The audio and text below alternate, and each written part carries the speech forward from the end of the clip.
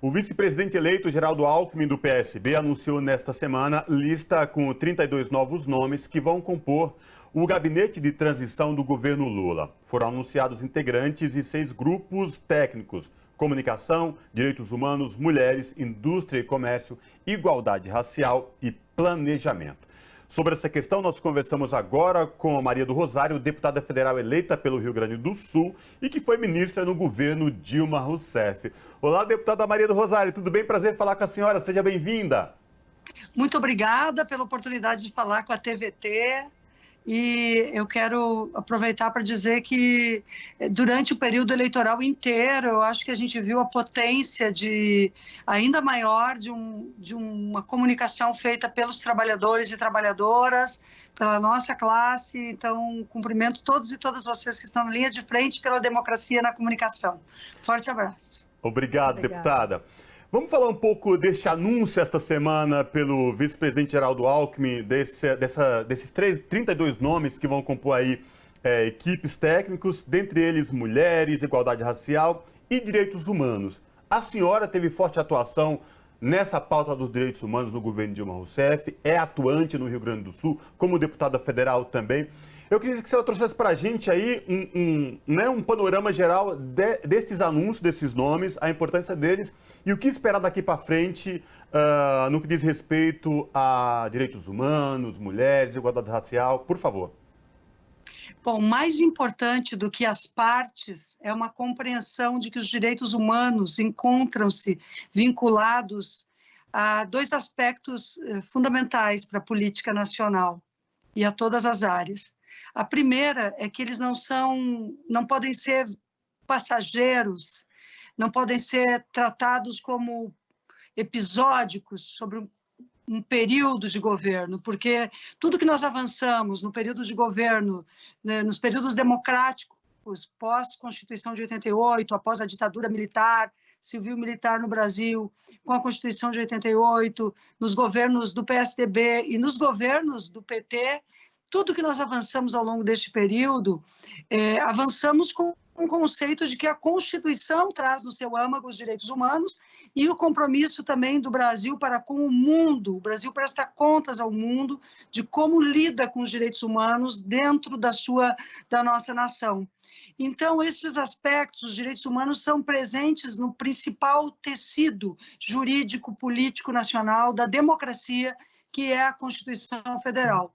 E o outro aspecto que eu diria é que os direitos humanos estão no centro do projeto do presidente Lula, em todas as áreas, todas as vezes em que ele trata do enfrentamento à miséria e à fome, como ele tratou ontem, dizendo que muitas vezes o ajuste fiscal, a lógica fiscalista faz o ser humano sofrer.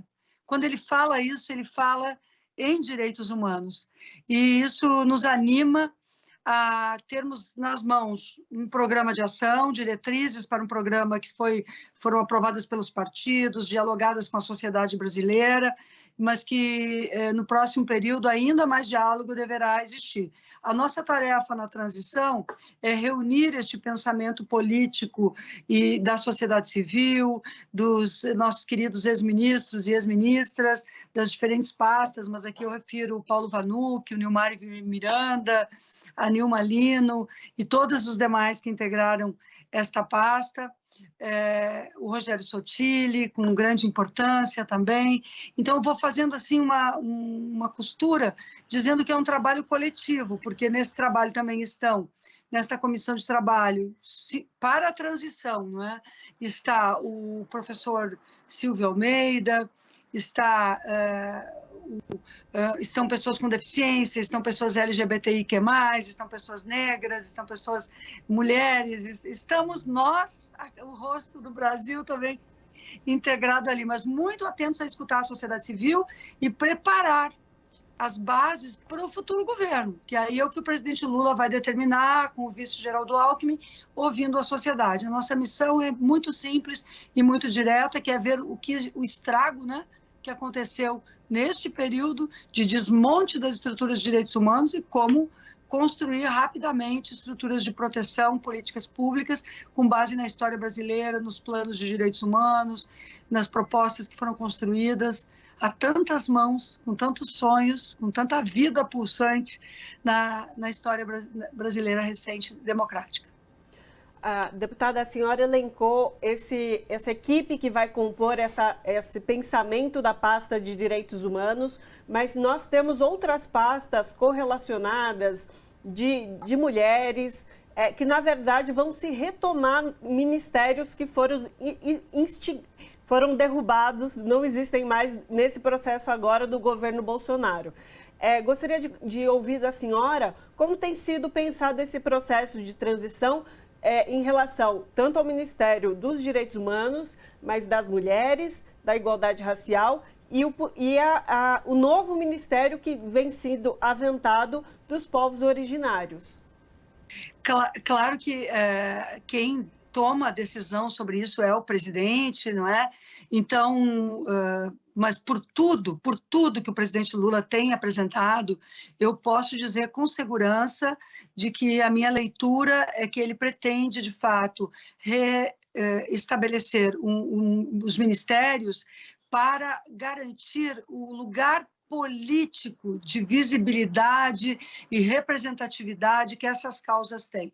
Então, eu tenho muita convicção, pelo que eu escuto do presidente e do programa também, que devem ser reestruturados os ministérios de direitos humanos, de direitos da mulher, eu vou falando genericamente no nome aqui que me vem, mas o nome poderá ser outro, mas voltado aos temas das mulheres, para a emancipação, aos negros e negras, uma pasta específica de combate ao racismo, mas focado na dimensão de negros e negras, acaba também trabalhando com outras populações vulneráveis por conta da dimensão étnico-racial. E ainda a novidade que o presidente apresentou no processo eleitoral, que é dos povos originários, que diz respeito aos povos indígenas do Brasil. Então, estas pastas, elas não são voltadas a grandes estruturas. Às vezes, os neoliberais, o setor mais fundamentalista do mercado, ataca dizendo, olha, está o Lula aí criando pastas. A importância dessas pastas está justamente em compor um status igualitário entre a dimensão econômica, social e a perspectiva humanista e humanitária que o Brasil tem constitucionalmente determinado a realizar e que foi esquecido. Vamos lembrar que na área de direitos humanos nós temos muitos temas, para além destes, que tratam de ministérios específicos. Nós temos desde os temas relacionados à infância brasileira, às pessoas com deficiência, ao enfrentamento das violências de um modo geral. E eu diria, porque o Paulo Vanucchi trabalhou muito isso também num programa que foi apresentado pelo então candidato a governador Fernando Haddad, que eu acho que é algo que nós devemos muito levar para o Brasil, que é a educação em direitos humanos. A dimensão da paz, da superação desta atitude fascistizante da sociedade brasileira, que acaba fazendo, por exemplo, com que o resultado eleitoral não ainda tenha sido reconhecido por quem está na presidência da República e por grupos isolados. Mas os direitos humanos são a própria essência da democracia. Não existe democracia sem direitos humanos, tampouco direitos humanos sem democracia. E eu digo a vocês, caberá às ações de direitos humanos construir uma cultura de paz, de solidariedade, de fraternidade, de não violência e de democracia no Brasil. Deputada Maria do Rosário, esta semana encontrei um amigo meu no elevador do prédio onde eu moro, em São Bernardo do Campo. Ele estava muito apreensivo no processo eleitoral, que foi muito duro, tal, e ele olhou para mim e falou assim, Cosmo, e aí? Será que vamos melhorar agora com a vitória do Lula economicamente? Daí eu parei, respirei, aí eu falei assim, eu não tenho dúvida, mas a questão vai muito além de melhorar economicamente, vai para a questão de humanidade, de um governo que tenha de fato humanidade. E aí quando a senhora traz toda essa preocupação envolvendo direitos humanos, mulheres, igualdade racial, população LGBTQIA+, povos tradicionais, tudo isso estão incluído aí neste grande guarda-chuva. É isso mesmo, deputada? Tudo isso e muito mais, porque a beleza do trabalho em direitos humanos, meus queridos amigos e amigas da TVT, é que nós interagimos aqui a partir, filosoficamente, inclusive, da mesma fonte que o nosso presidente eleito busca organizar suas falas e o seu programa. Ou seja, não é possível viver em um país que naturaliza a exclusão humana dos direitos fundamentais. Não é possível uma população que está nas ruas das grandes cidades, vivendo a fome, a miséria. Não é possível também que nos deparemos com retrocessos tão graves em tão curto espaço de tempo. Então, nós devemos nos perguntar, ao organizar o próximo período, a tarefa da transição, da equipe de transição, é estabelecer qual a radiografia, como está o orçamento, como estão as políticas estruturadas, e também, em matéria de direitos humanos, a relação do Brasil para com o mundo, porque o Brasil realmente está sendo extremamente cobrado, o governo Bolsonaro, por todo o desmonte que está em curso. Vamos também destacar que os direitos humanos é algo dialógico com o mundo, porque nós cumprimos tanto a normativa nacional, constitucional, mas também aqueles compromissos internacionais assinados pelo Brasil, inclusive de termos planos de direitos humanos, programas de direitos humanos, como foram construídos ao longo dos períodos de Paulo Sérgio Pinheiro, na pasta, de Nilmário Miranda, de Paulo Vanucci. Mas eu, sinceramente, observo que nós devemos estar muito atentos à formação de uma cultura no Brasil. Uma cultura de respeito à dignidade humana, né? É o que falta ao nosso país. Por isso, tantas pessoas acabam usando as piores frases, a naturalização da tortura, da violência, a banalidade do mal que aconteceu ao longo do último período. É porque nós também, talvez tenhamos feito o nosso trabalho, mas não enfrentado até o âmago da necessidade a formação de uma cultura de dignidade humana, onde tenhamos o cuidado uns com os outros, umas com as outras, todos os seres humanos, como cidadãos e cidadãs. E isso passa pela democracia. Uma das questões essenciais para o próximo período é retomar os sistemas de conselhos, de conferências, a participação da sociedade, valorizar o Conselho Nacional de Direitos Humanos, os conselhos da área de população em situação de rua, de pessoas idosas, de direitos da criança, de direitos das pessoas com deficiência. Cada área deste Brasil tem um conselho com a sociedade civil. Então, quando o Lula trouxe também a ideia de que, bom, o orçamento secreto não vai mais existir. O que vai existir é um orçamento participativo.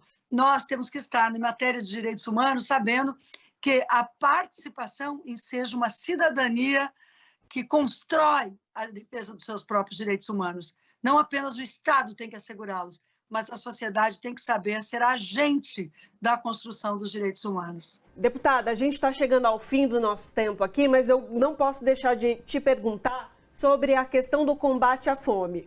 O presidente eleito Luiz Inácio Lula da Silva já disse que essa é prioridade zero desse novo governo que se inicia em 2023. E os direitos humanos nessa questão do combate à fome? Qual vai ser o papel tanto da pasta, por assim dizer, mas também das articulações populares e civis nesse entorno? Eu creio que a coisa mais importante que está acontecendo quando o presidente fala em combate à fome é que ele está reunindo todas as áreas que podem e devem estar atuando desde o primeiro momento nesta emergência nacional primeira. Ou seja, tanto os sistemas de assistência e seguridade social, quanto onde ele se compromete e está tratando no âmbito do Congresso Nacional desta PEC da transição para assegurar não apenas os R$600, mas agora retomar a tecnologia do Bolsa Família, com a manutenção das crianças na escola, com as vacinações, mais R$150 para cada filho, prioridade às mães, chefes de família. E no âmbito dos direitos humanos, ainda que no futuro, obviamente, quem assumir o ministério venha a moldar, eu acredito que na transição nós devemos nos dedicar àqueles que estão na extrema vulnerabilidade. Aquelas pessoas que estão sem teto, que estão nas ruas, sobretudo mães com crianças, famílias com crianças, pessoas com deficiência, pessoas com sofrimento psíquico, que estão em altíssima vulnerabilidade e que estão com fome, para integrar prioritariamente estas pessoas nas políticas que serão desenvolvidas pelo presidente Lula. E eu destaco que a interação nessa matéria é tão possível quanto maravilhosa, na medida em que eu já olho para este tema com a economia solidária, participando muito, com o cooperativismo, com a agricultura familiar, com os homens e mulheres do campo e da cidade se integrando como humanos. Eu até me emociono nesse sentido, porque eu creio que a pauta que nós estamos desenvolvendo, ela carrega um sentido de direitos humanos que é o primeiro a existir, que é um sentido humanitário, que é não permitir que pessoas estejam em sofrimento permanente, constante, é erguê-las a partir de uma dimensão que é: as pessoas precisam fazer isso junto conosco. Nós não vamos fazer isso pelas pessoas, mas nós vamos, nesse momento, chegar bem próximo de quem está nas ruas, de quem está sofrendo. Esse será o governo do presidente Lula. E vamos dar as mãos para que possamos nos erguer juntos. E erguendo cada ser humano, erguer a própria nação brasileira e livrá-la desse fascismo e dessa cultura de ódio que ela foi jogada ao longo dos últimos anos. O Brasil é muito melhor que isso. O Brasil é essa diversidade humana, social, econômica e política maravilhosa que o redemocratizou. Muito obrigada pelo convite. A gente que agradece, conversamos com a deputada federal pelo Rio Grande do Sul, Maria do Rosário, pelo Partido dos Trabalhadores. Deputada, muitíssimo obrigada pela sua participação conosco. Um beijo e viva o Brasil, o presidente Lula e o nosso povo. Tudo de bom. Abraço. Até a próxima.